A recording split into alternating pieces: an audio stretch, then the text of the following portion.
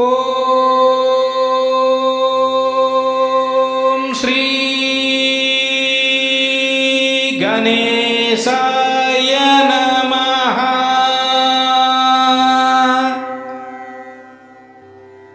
ஓம் ஸ்ரீ சரஸ்வத்யை நமஹ. ஓம் ஸ்ரீபாத ஸ்ரீவல்லப ஸ்ரீ குருவர் நரசிம்ஹ சரஸ்வதி ஸ்ரீ குரு தத்தாத்ரேயாய நமஹ.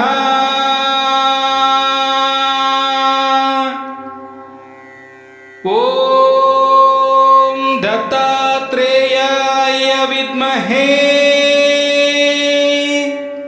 அத்ரி புத்ராய தீமஹி தன்னோ தத்த பிரச்சோதயாத்.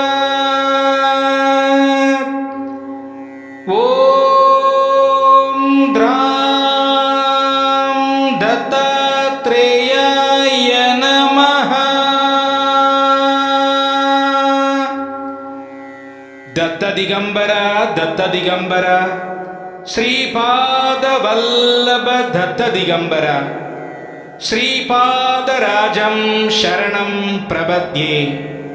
श्रीपाद श्रीवल्लभ ध्यानं दिगंबर दिगंबर श्री दत्तात्रेय दिगंबर दिगंबर दिगंबर श्री श्रीपाद श्रीवल्लभ दिगंबर दिगंबर दिगंबर श्री नरसिंह सरस्वती दिगंबर काषाय वस्त्रं करदंडधारिणं कमंडलं पद्मकरें चंगं चक्रं गदभूषितभूषणाढ्यं श्रीपादराजं शरणं प्रपद्ये. द्वत्पादपद्मार्पितसिद्धवृत्ति द्वद्वादं बोरुहा युगगदा निच्चल भक्तिरस्तु. श्रीपाद श्रीवल्लभ स्तुति श्रीपाद वल्लभ गुरोः पदनारविन्दं वैराग्य दीप्ति परमोज्ज्वली मद्विदीयं मन्दस्मिदं सुमधुरं करुणात्र नेत्रं संसारदापहरणं सततं स्मरामि.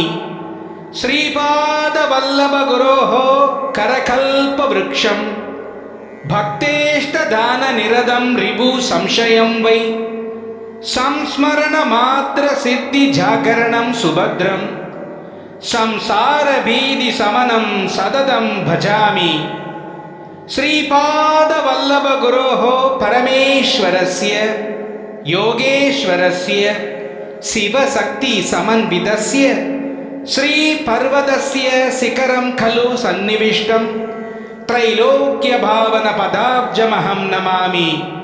दिगंबरा दिगंबरा श्री श्रीपाद श्रीवल्लभ दिगंबरा संपूर्ण श्री श्रीपाद श्रीवल्लभ चरितामृतम् अध्यायम 39.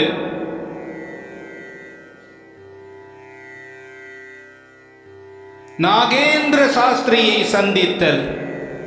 நாங்கள் காலநாகத்தின் ரத்தினத்தை பெற்றுக்கொண்டு எங்கள் பயணத்தை தொடர்ந்தோம். ஸ்ரீ பீடிகாபுரத்திற்கு செல்லும் ஆவல் எங்களுக்கு அதிகரித்தது. காலநாகத்தின் வடிவங்கள். வழியில் ஒரு பிராமணரின் வீட்டில் எங்களுக்கு விருந்தோம்பல் கிடைத்தது. அந்த பிராமணரின் பெயர் நாகேந்திர சாஸ்திரி. அவருக்கு மந்திர சாஸ்திரங்கள் தெரியும். அவருடைய வீட்டில் பல நல்ல பாம்புகள் அங்கும் இங்கும் சென்று கொண்டு இருந்தன. ஆனால் யாருக்கும் எந்த தொந்தரவும் அந்த பாம்புகள் கொடுக்கவில்லை. அவர் அந்த நல்ல பாம்புகளை தன் குழந்தைகளைப் போல கவனித்துக் கொண்டார். அவருடைய உடல் மீது அந்த பாம்புகள் சுதந்திரமாக சென்று கொண்டு இருந்தது. தெய்வீக நாகங்களுக்கு அதன் தலைப்பகுதியின் மீது இரத்தினமானது பதிக்கப்பட்டிருக்கும். நாகேந்திர சாஸ்திரி இந்த நாகங்களை பல வருடங்களாக வணங்கி வருகின்றார். அவர் நாகங்களின் அதிபதியிடம் கால நாகத்தின் இரத்தினத்தை வழிபடுவதற்கு வேண்டிக் கொண்டிருந்தார். நாகமணியின் செயல்திறன். நாகேந்திர சாஸ்திரி, அன்பிற்கு உரியவர்களே, இன்று மிகவும் நன்னாள். ஸ்ரீ ஸ்ரீ பாத ஸ்ரீ வல்லபர் 15 வயதுடைய சிறுவனாக இருந்த பொழுது நான் பீடிகாபுரத்திற்கு சென்றேன். நான் பாதகயா க்ஷேத்திரத்திற்கு சென்றேன். சுயம்பு ஸ்ரீ தத்தாத்ரேயர் உருவச் சிலையின் கழுத்தை சுற்றி கால நாகங்கள் இருப்பதை கண்டேன். அதன் தலைப்பகுதியில் ஒரு இரத்தினம் இருந்தது. நேரத்தை கட்டுப்படுத்தும் கால நாகங்கள் இவைதான் காலநாகங்கள் என்று அழைக்கப்படும். ஏனென்றால் அவை நேரத்தை கட்டுப்படுத்தும். அவைகளின் தலைப்பகுதியில் இரத்தினம் இருக்கும். இரவு நேரத்தில் அந்த இரத்தினமானது தெய்வீக ஒளியை வெளியிடும். காலநாகங்களுக்கு குண்டலினி சக்தியானது உண்டு. அவை எப்பொழுதும் மகா முனிவர்கள் போல தியான நிலையிலேயே இருக்கும். பல வகையான தரமானது மனிதர்களிடம் மட்டுமல்ல, நாகங்களிடம் கூட உண்டு. பொதுவாக காலநாகங்களை மனிதர்களால் பார்க்க முடியாது. காலநாகங்களின் தலைப்பகுதியில் இருக்கும் நாகமணிக்கு செவ்வாய் கிரகத்தினால் ஏற்படும் தோஷங்களை அகற்றும் சக்தியானது உண்டு. அந்த தீய அதிர்வலைகள் நாகமணியில் ஐக்கியமாகி நல்ல அதிர்வலைகள் அதிலிருந்து வெளிவரும். அந்த நல்ல அதிர்வலைகள் செவ்வாய் தோஷத்தினால் பாதிக்கப்பட்டவர்களுக்கு நல்ல பலன்களை அளிக்கும். ஒருவருடைய ஜாதகத்தில் செவ்வாயானது நல்ல இடத்தில் இல்லாவிட்டால் அவர் வாழ்க்கையில் சண்டைக்கான சூழ்நிலைகள் சூழ்ந்து கொண்டு எப்பொழுதும் சாதகமற்ற சூழ்நிலைகளே சூழ்ந்த வண்ணம் இருக்கும். அவைகள் என்னவென்றால், வீட்டில் உள்ளவர்களுடன் விரோதம், உறவினர்கள் மற்றும் நண்பர்களுடன் விரோதம், கடன் தொல்லைகள், பெண்களுக்கு சரியான வயதில் திருமணம் நடைபெறாமல் அவர்கள் வாழ்க்கை முழுவதும் கன்னியாகவே இருத்தல், திருமணம் ஆன பின்னரும் குழந்தை பாக்கியம் கிடைக்காமல் இருத்தல், எல்லா தொழில்களிலும் தோல்வி அடைதல், திறமைசாலியாக இருப்பினும் எந்த வேலையும் கிடைக்காமல் இருத்தல் ஆகியவை ஆகும். நான் சுயம்பு ஸ்ரீ தத்தாத்ரேயரை பார்த்த பின்னர் காலநாகத்தின் இரத்தினத்தை பெறும் ஆவலானது எனக்கு அதிகரித்தது. அந்த இரத்தினத்தை பெற்றால் என் வாழ்க்கையின் எல்லா நிலைகளிலும் நல்ல முன்னேற்றம் அடைவேன் என்று நான் வலுவாக நம்பினேன். ஸ்ரீ ஸ்ரீ பாத ஸ்ரீ வல்லப சுவாமியினுடைய பாதுகைகளின் சிறப்புகள், நாகதோஷ நிவர்த்திக்கான விதிமுறைகள். நான் ஸ்ரீ நரசிம்மவர்மாவின் வீட்டின் அருகே கடந்து சென்று கொண்டு இருந்தேன். அந்த வீட்டில் இருக்கும் மரங்களுக்கு ஸ்ரீ ஸ்ரீ பாத ஸ்ரீ வல்லபர் விளையாட்டுத்தனமாக தண்ணீர் ஊற்றிக்கொண்டிருந்தார். ஸ்ரீ நரசிம்மவர்மா மரங்களுக்கு தண்ணீர் செல்வதற்கான பாத்தி கட்டிக்கொண்டிருந்தார். அவர்கள் வீட்டு தோட்டத்தில் ஒரு அத்திமரம் இருந்தது. தண்ணீர் வேகமாக வேருக்கு செல்வதற்காக இந்த மரத்திற்கு அருகில் ஸ்ரீ நரசிம்மவர்மா பாத்தி கட்டிக்கொண்டிருந்தார்.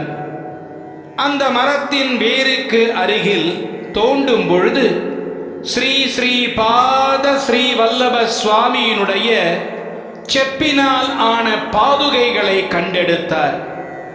அந்த பாதுகைகள் 16 வயதுடைய சிறுவனுக்கான அளவில் இருந்தது. நாகேந்திர சாஸ்திரி, இங்கு வாருங்கள் என்ற குரல் எனக்கு கேட்டது. ஆச்சரியத்துடன் நான் அவர் இருந்த இடத்திற்கு சென்றேன். ஸ்ரீவர்மா அந்த பாதுகைகளை இளநீரால் அலம்பி அபிஷேகம் செய்தார். அவை ஸ்ரீ ஸ்ரீ பாத ஸ்ரீ வல்லப சுவாமியின் பாத கமலங்களுக்கு முன் வைக்கப்பட்டது. ஸ்ரீவர்மா அது தனது வழிபாட்டுக்காக கொடுக்கப்படும் என்று எண்ணிக்கொண்டிருந்த பொழுது ஸ்ரீ ஸ்ரீ பாத ஸ்ரீ வல்லப சுவாமியினுடைய எண்ணமோ வேறு விதமாக இருந்தது. ஸ்ரீ ஸ்ரீ பாத ஸ்ரீ வல்லப சுவாமி அன்புடன் அந்த பாதுகைகளை என்னிடம் அளித்தார். அவர் என்னிடம், நாகேந்திர சாஸ்திரி, நாகபீடம் அமைத்து இந்த பாதுகைகளை வழிபடுங்கள். பல காலமாக காலநாகத்தின் ரத்தினம் வேண்டும் என்று ஆசைப்பட்டு கொண்டிருந்தீர்கள். நான் உங்களிடம் மகிழ்ந்து விட்டேன்.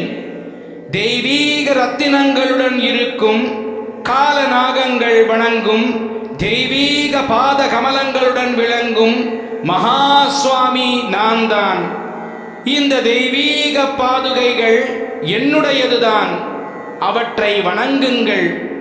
கொடிய நோயினால் பாதிக்கப்பட்டவர்கள் உங்களை அணுகுவார்கள். இந்த பாதுகைகளை வழிபட்டு அதன் தீர்த்தத்தை அவர்களுக்கு நீங்கள் அளித்தால் அவர்களுடைய நோயானது குணமாகும். எல்லா விதமான நாக தோஷங்களும் விலகிவிடும். நாகங்களை துன்புறுத்துவதால் ஏற்படும் தோஷம் நாகதோஷம். நாகதோஷம் நிவர்த்தியின் பொழுது அழிக்கப்படும் தட்சிணை மனைவி, கணவன் மற்றும் அவர்களுடைய பெற்றோர்கள் ஆகியோரின் பணம் சேர்த்து அளிக்கும் தொகையைத்தான் அளிக்க வேண்டும் என்பதனை நீங்கள் கண்டிப்பாக கடைபிடிக்க வேண்டும்.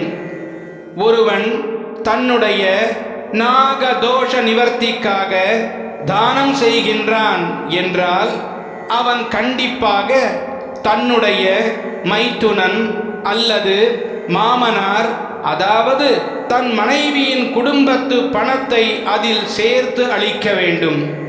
இதே ஒரு பெண் நாகதோஷ நிவர்த்திக்காக தானம் செய்கின்றாள் என்றால் அவள் தன் கணவன் குடும்பத்தில் இருந்து பணத்தை பெற்று அந்த தொகையுடன் சேர்த்து அளிக்க வேண்டும். கணவன் மற்றும் மனைவி இருவரும் நாகதோஷ நிவர்த்திக்கு தானம் செய்தால் தன்னுடைய பணத்துடன் இருவருடைய குடும்பத்தினருடைய பணத்தையும் சேர்த்து அளிக்க வேண்டும். கணவன் தான் உழைத்து பெற்ற பணத்தையும் மனைவி தன் சீதனமாக வந்த பணத்தையும் அளிக்க வேண்டும். இந்த தொகைகளை ஒன்றாக சேர்த்து அளிக்க வேண்டும். திருமணம் ஆகாத பெண் தன் நாகதோஷ நிவர்த்திக்காக தானம் அளிக்கின்றாள் என்றால் அவள் தன் தந்தையுடைய பணத்தையும் அவள் தாய் மாமனுடைய பணத்தையும் சேர்த்து அளிக்க வேண்டும். இந்த வழியில்தான் நாகதோஷத்தை முழுவதுமாக தீர்க்க முடியும். முன்னொரு காலத்தில் சும்பன் மற்றும் நிசும்பன் என்ற அரக்கர்களால் முற்றுகையிடப்பட்ட தேவர்கள் இமயமலையை அடைந்து ஹைமவதியை போற்றினர். பின்னர் கௌரியின் உடலில் இருந்து கௌஷிகி என்ற தெய்வம் வெளியானது. கௌஷிகி பார்வதியின் உடலை விட்டு சென்றதும் அவள் உடல் கருமையாக மாறியது. அந்த உருவம்தான் காளி என்ற பெயரில் புகழ் பெற்றது. அந்த காளி கௌரியின் உருவத்திற்கு மாற விரும்பியது. அந்த எண்ணம் அவளுக்கு ஏற்பட்டவுடன் அவள் மறைந்து விட்டாள். பரமேஸ்வரன் நாரதரிடம் அவள் எங்கு சென்றாள் என்று கேட்டார். பின்னர் நாரதர் அவள் மேருமலையின் வடக்கு பகுதியில் இருக்கின்றாள் என்றார். சிவனுடைய ஆணைக்கு இணங்க நாரதர் அவளிடம், தாயே, நீங்கள் சிவனை மணந்து கொண்டு சந்தோஷமாக வாழ வேண்டும் என்று வேண்டிக் கொண்டார். திருமண உத்தேசத்தை கேட்டவுடன் அவள் கோபமடைந்தாள். அங்கேயே அவளுடைய ஷோடசி உருவம் அவள் உடலில் இருந்து வெளியானது. அதிலிருந்து திரிபுர பைரவியின் உருவமான சாயா விக்கிரக உருவம் வெளியானது. பார்வதி அழிக்கும் உருவத்தில் இருந்ததால் சிவனுடன் உடல் ரீதியாக ஒன்றிணைவதற்கு சாத்தியம் இருக்காது. அவள் கோபம் மற்றும் மன உணர்ச்சியினால் நிறைந்திருப்பாள். நேரத்தை ஆளும் காலநாகர்கள்தான் பார்வதியின் கோபம் மற்றும் மன உணர்ச்சிகளுக்கு காரணம். நான் மகாவிஷ்ணுவின் உருவம் என்பதால் சிவனின் திரிசூலத்தின் மூலம் நான் தான் நாகமணிகளை உருவாக்கினேன்.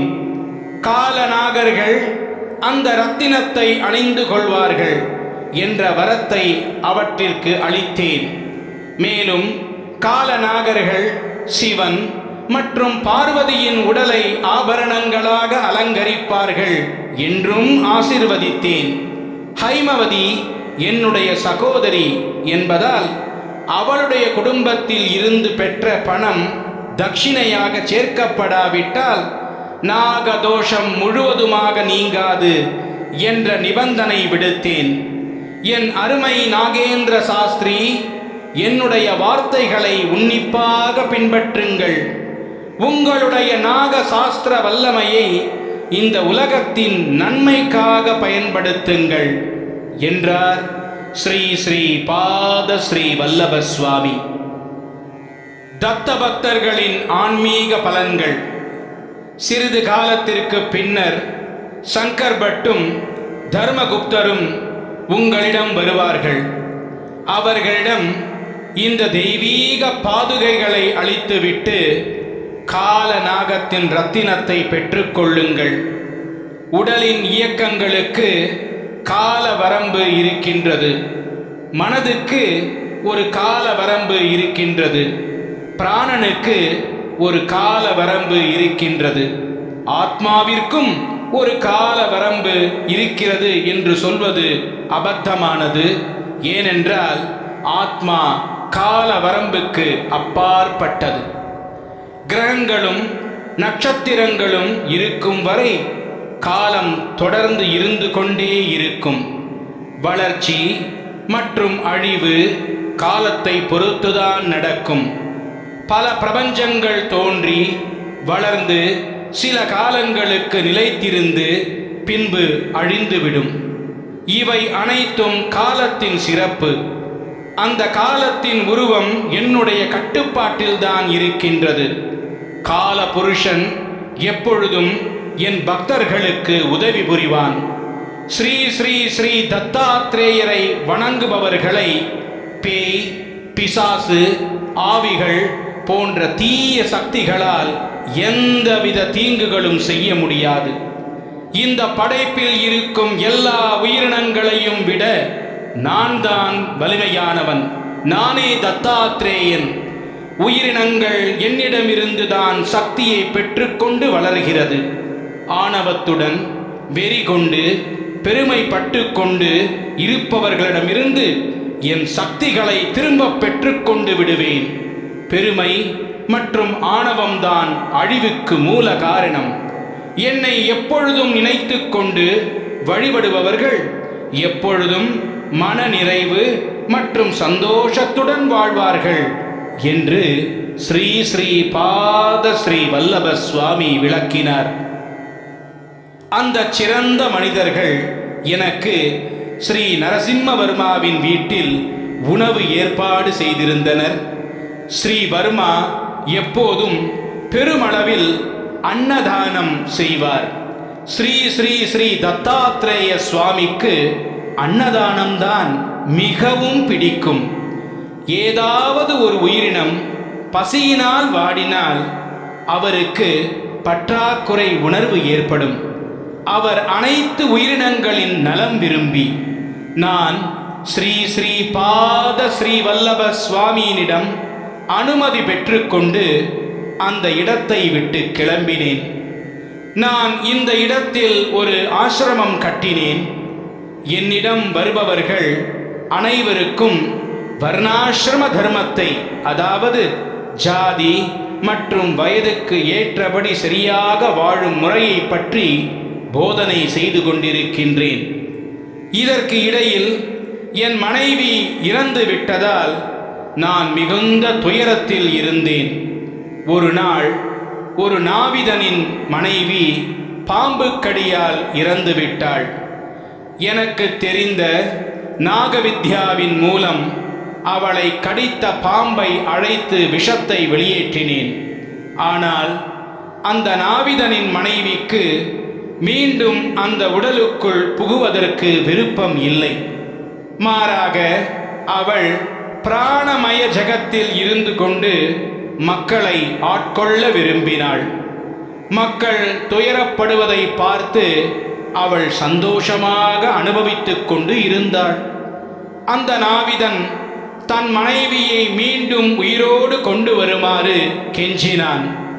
பின்னர் நான் அவனிடம், வேண்டுமென்றால் என்னுடைய மனைவியின் ஆத்மாவை அந்த உடலுக்குள் செலுத்துகின்றேன், ஆனால் அவளை அவன் தாயை போல பாவிக்க வேண்டும் என்று கூறினேன்.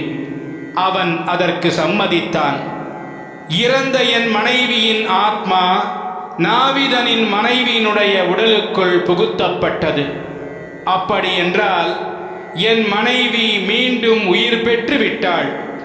நாவிதனின் மனைவி மிகவும் தீய குணம் நிறைந்தவள். அவள் மிகவும் சண்டைக்காரி என்பதால் அவளுடைய நரம்புகள் அனைத்தும் குறைபாடுகளுடன் இருந்தது. குறைகள் இருந்த அந்த உடலில் தங்குவதற்கு என் மனைவிக்கு மிகவும் பதற்றமாக இருந்தது. உடல் முழுவதும் எரிவது போன்ற உணர்வு அவளுக்கு ஏற்பட்டது. அவள் மிகுந்த வலியை அனுபவித்தாள். அவள் அந்த உடலை விட்டு வெளியேற அனுமதிக்குமாறு மீண்டும் மீண்டும் என்னை கேட்டுக்கொண்டே இருந்தாள்.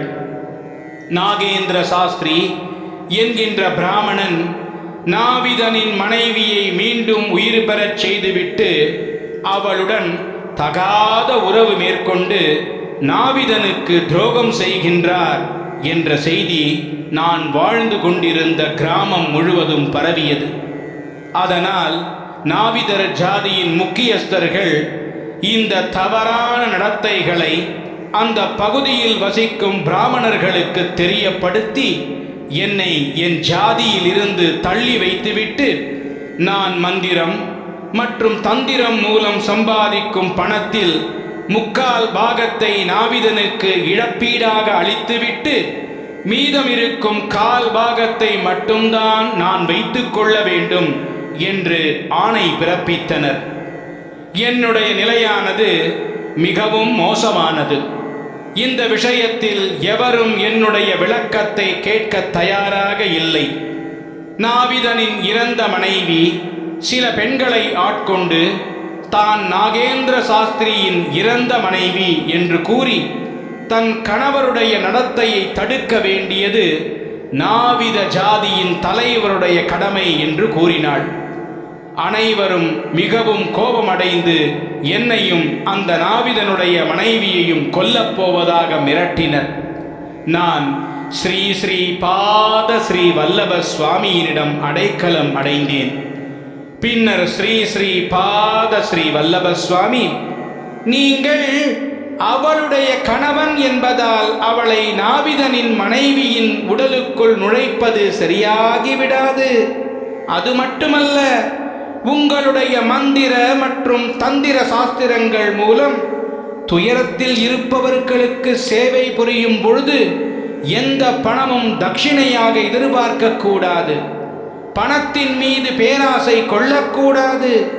அவர்கள் கொடுப்பதை சந்தோஷமாக ஏற்றுக்கொள்ள வேண்டும் என்று உறுதியாக கூறினார்.